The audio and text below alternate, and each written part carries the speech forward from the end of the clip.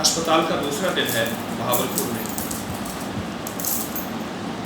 لوگوں کو دوائیاں بھی دیتے ہیں, علاج بھی دیتے ہیں. مایوس مریض اللہ کے فضل سے, محض اللہ کے نام کی برکت سے ٹھیک ہو جاتے ہیں.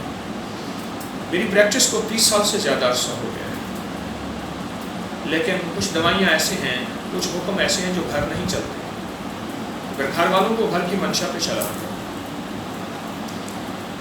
ابھی وہاں ہسپتال میں بیٹھا ہوں, کچھ مخلصین نے یہ کمرہ کھلوا دیا ہے, یہ شفقت ہے, مہربانی ہے. میرے ساتھ یہ ایک چھوٹا سا انسان بیٹھا ہے کہ میری تسبیح سے کھیل رہا ہے.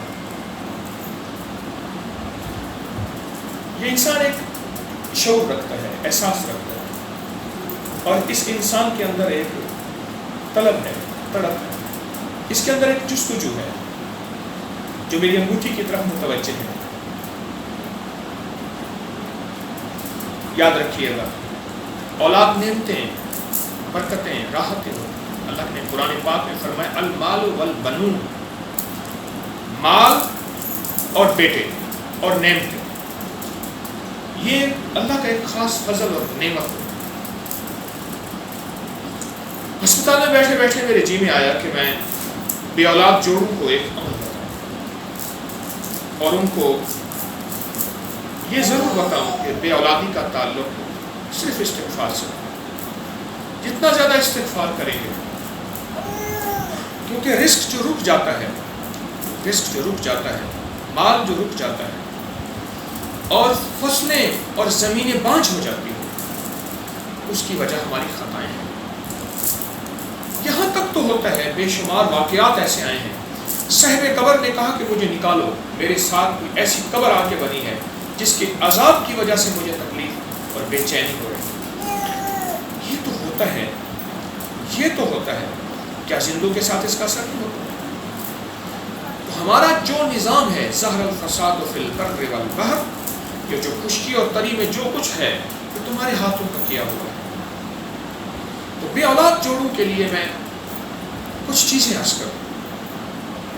ایک تو بے اولاد جوڑے جتنے بھی ہیں, مرد ہیں یا عورت ہیں, بلنگوں کا استعمال کریں. میں نے بلنگوں کے, جسے تخم بلنگا کہتے ہیں, اس کے کئی فائدے بتائے ہیں, لیکن ایک فائدہ جو پھر عرض کروں گا کہ 1 چمچ صبح شام, 1 چمچ صبح شام بلنگوں کا دودھ کے ساتھ, پانی کے ساتھ, چند دن, چند ہفتے, چند ماہ استعمال کریں, مرد اور عورت. اس نے مجھے ایک صاحب بتانے لگے کہ بلنگوں کے استعمال میں سے نہ پیٹ رہتا ہے نہ ویٹ, یعنی سلم سمارٹ بندہ ہوتا ہے. تو بلنگوں کا استعمال مرد عورت کے لیے بہت ضروری ہے. اگر چند ماہ, چند ہفتے, چند مہینے استعمال کیا جائے. ایک درخواست. دوسری استغفار, اور استغفار میں جو بھی استغفار کا لفظ ہو, استغفر اللہ العظیم چھوٹا سا لفظ ہے, یا صرف استغفر اللہ, استغفر اللہ, استغفر, کہ اللہ کو میری خطا, یا اللہ کو میری نسلوں کی خطا, یا اللہ کو میرا بول, میری نسلوں کا بول ایسا ہے جس سے تو نے ہم سے اولاد کی نعمتیں چھین لی. استغفار بہت ضروری ہے اس میں, اور وہ کچھ عرصہ لگاتار کیا جائے.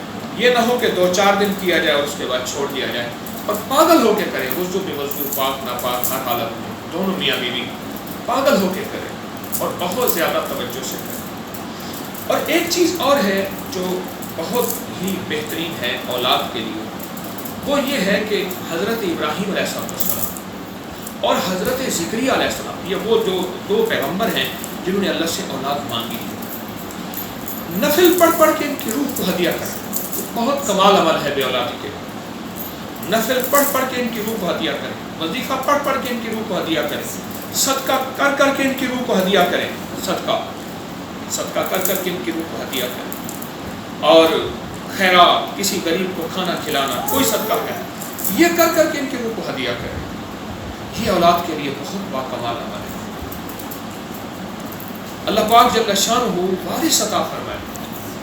اور قرآن پاک کی ایک آیت ہے, وَبَنِينَ شَهُودًا, اے اللہ ایسی اولاد دینا جو میری بڑھاپے کا ساتھی بنے, مجھے چھوڑ کے نہ چلی جائے. کہاں جاؤ کہ مجھے چھوڑ کر, میں یہ پوچھ کے تھک گیا, وہ جواب مجھ کو نہ دے سکا, وہ تو خود ہی ایک سوال تھا. یا اللہ وَبَنِينَ شَهُودًا, ایسی اولاد عطا فرما, ایسی اولاد عطا فرما جو میرا بڑھاپے کا ساتھ ہے۔ میں اپنے بھائی صاحب کی اولاد کے ساتھ بیٹھا ہوں، اللہ پاک نے انہیں عطا فرمائی، تو یہ نعمتیں ہوتی ہیں اور اولاد ملنے کی یہ برکات ہیں جو میں نے آپ کو بتائی ہیں۔ اور بھی بے شمار تجربات ہیں، لیکن یہ کچھ تجربات میں چاہتا ہوں کہ اللہ کے بندوں کو یہ امانتیں پہنچاتا جاؤں۔ ہسپتال میں فارغ بیٹھا ہوں، ذکر کر رہا ہوں اور ہمشیرہ کی خدمت کے لیے حاضر ہوا ہوں لاہور سے، اپنی ساری مصروفیات چھوڑ کے۔ اللہ پاک میرے جذبوں کو سچائی عطا فرمائے، اخلاص عطا فرمائے، اپنی رضا عطا فرمائے، شہرت ریاکاری کے جذبے سے اللہ مجھے بچائے، موت تک اخلاص عطا فرمائے۔ یہ بے اولادوں کے لیے میں نے تحفے بتائے ہیں، بے اولادوں کے لیے یہ بہت بہترین تحفہ ہے، اس کو ضرور کیجیے۔ السلام علیکم۔